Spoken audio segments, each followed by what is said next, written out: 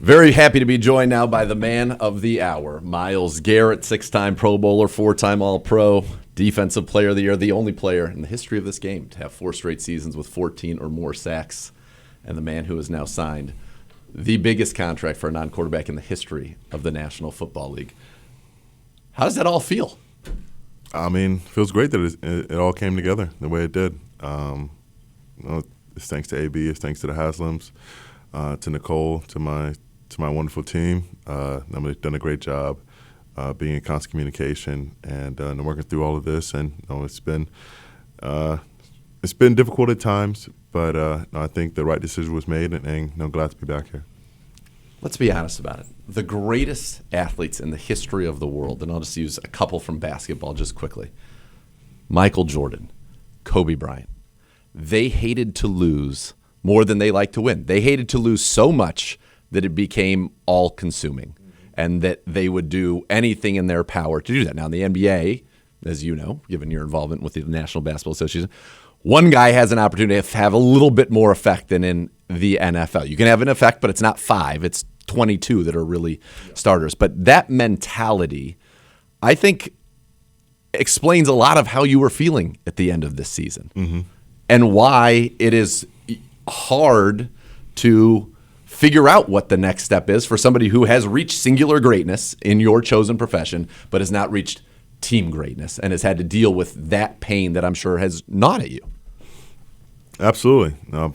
That's always been my mindset, and it's definitely come from those greats, including LeBron, Messi, Ali, those guys. I've always looked up to them and how they viewed the game, how they attacked the game, and also how they elevated others. Whether that was being aggressive with their leadership tactics and how they mentored guys, or having a softer touch, just knowing the personnel. And it can be frustrating, when you take it that seriously, when you're that involved in winning and what it takes, and you want to get everybody on the same page, and feeling what you feel after every game, whether that's the elation of winning or that's the heartbreak of losing. And I want everyone to understand the kind of disappointment that we felt and take something from it.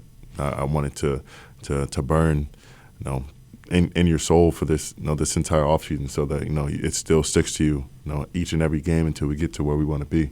And I think a lot of the guys are starting to get the message, and we can only continue to grow from here. So I think you talked about in your press conference earlier that you needed some time maybe away from even that feeling, and so you were able to get that time.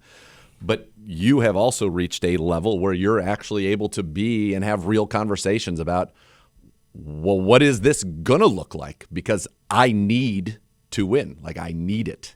I need to breathe air. So whatever light you want to shed, can you kind of take us through those conversations with AB and how it finally crescendoed to a point where you said, I'm in, let's go, let's win in Cleveland? I think it came to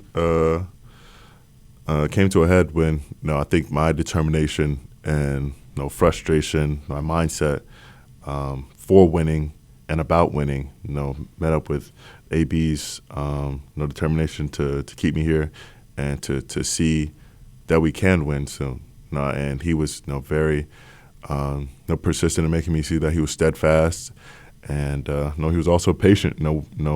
Dealing with some of the frustrations that I had, and dealing with the early on conversations, and I think it was a lot of back and forth. Understanding that I was disappointed, I was frustrated, I was tired, I was beat up after the season. I wasn't feeling good. I didn't go into the season feeling good, and so for it to all to come for not whether individually or collectively as a team, it was a hard pill to swallow. But him, just making sure that he took his time and that I took my time, looking at how each team was playing out with their moves from free agency and what the draft is looking like, adding some of these pieces to come in and be mentored and having a immediate effect, that helped really swing my mindset and see what he was saying. The big part of that is going to have to be, and you know this, it's quarterback, right? And you look at the last two teams that have picked second in the draft. Houston gets C.J. Stroud. They've gone to the playoffs every year. Last year, Washington gets Jane Daniels.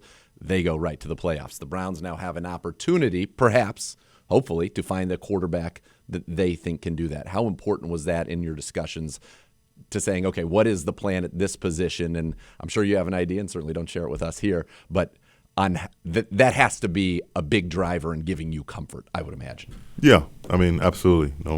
Any team that's going to go far needs a quarterback and one that good one that's young, can learn, is willing to be patient with the process, and he's not deterred or discouraged early on. There's going to be some bumps in the road. There's going to be some learning pains, but us as a team, as an organization, has to be able to be a landing pad for him, to fall back on, and being able to be on the defensive side and help him out whenever things go wrong. That's crucial. And that's not just for a young quarterback. That's for veterans and guys who have been here for a while. So as far as quarterbacks, he's laid out a plan on whether it's one from the draft or an older guy. He's kind of laid out something that makes the future look a little bit brighter here, and makes me feel more confident about if someone were to come here, they have some help in not only in their room but from some of the veteran guys who are also here. So now that we've got that, and you can keep that little list inside your pocket there until we get to know as well down the road who that quarterback will be or quarterbacks will be for the Cleveland Browns. But here you are now. You signed the deal. It's full speed ahead, right? You're going to do everything you can. You've said it multiple times. So when we know that the frustration was born out of the hurt of not achieving the goals that you want to achieve as a team, because certainly on a personal level, you've achieved greatness in this profession. Going forward, kind of what's your message to the team? What's your message to the fans? What's your message to this city about what it's going to look like in the things, again, you can only control what you can control, but in the things that Myles Garrett can control, what is that going to look like going forward? It's going to look like a well machine. It's this sloppy Brenner ball that we kind of became accustomed to last year. That's out of here, and we've got to be more consistent around the board. It's going to look just more in unison. It felt a lot. It felt disjointed last year.